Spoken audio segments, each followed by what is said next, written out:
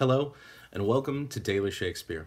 My name is Michael, and I would like to thank anyone who's watching this for coming along with me on this really weird journey that I'm about to take, because today is day one of 365 days of posting Shakespeare speeches. It seems a little daunting at the outset, but this is a project that I have been toying around with the idea of doing for so very long, and I simply can't put it off any longer. I want to get started. I was given a piece of advice a very long time ago, and it took me remembering it to understand that I simply have to get started and jump in with both feet, because if I wait until I am ready, I will always be waiting. So, without any further ado, welcome to day one.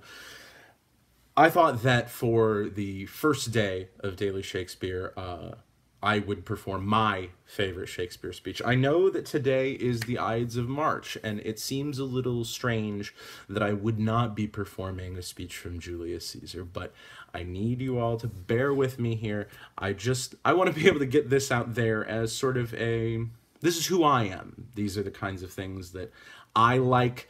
This is the kind of thing I like to perform. This is coming from my very favorite show, Hamlet, the Prince of Denmark, Act 2, Scene 2, and it is the "What a Piece of Work is Man" speech. This is a speech that I feel is incredibly underperformed. It's a great bit of fun for everybody who gets to do it, and in a context not unlike this, when you're in an audition, it's really easy to divorce from context, because the context is that Hamlet's old friends Rosencrantz and Guildenstern have come to the castle to cheer Hamlet up after the death of his father, and he is uncertain whether or not to trust them. They're not the Horatio guys that he knows right off the bat, this person will be there for me no matter what. So, as sort of a way of vetting them, he acts like a complete lunatic. And when you're on stage with two other actors, it's very easy to use this speech to take flight, to make some interesting choices.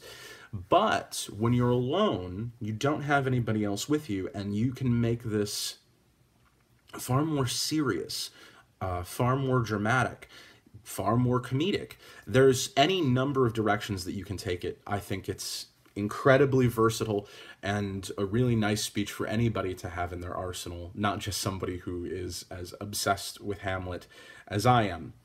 So, without any further ado, let's take it over to Act 2, Scene 2 of Hamlet.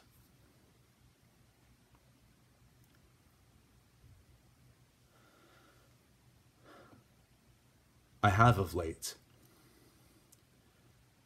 and wherefore I know not, lost all of my mirth,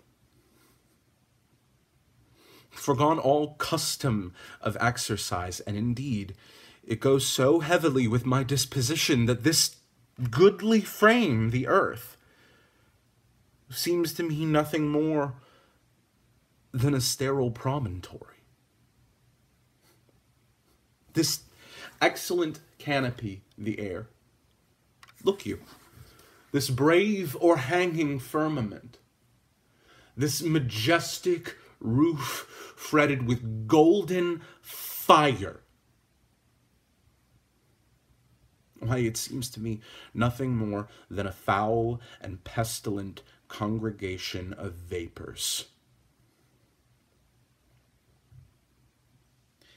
What a piece of work is man.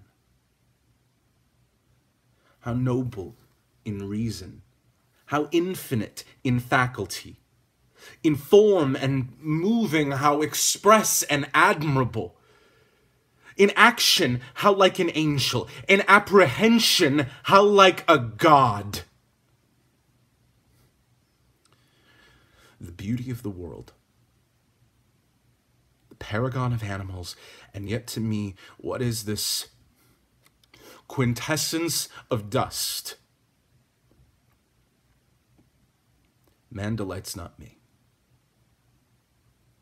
No, nor woman neither, though by your smiling you would seem to say so.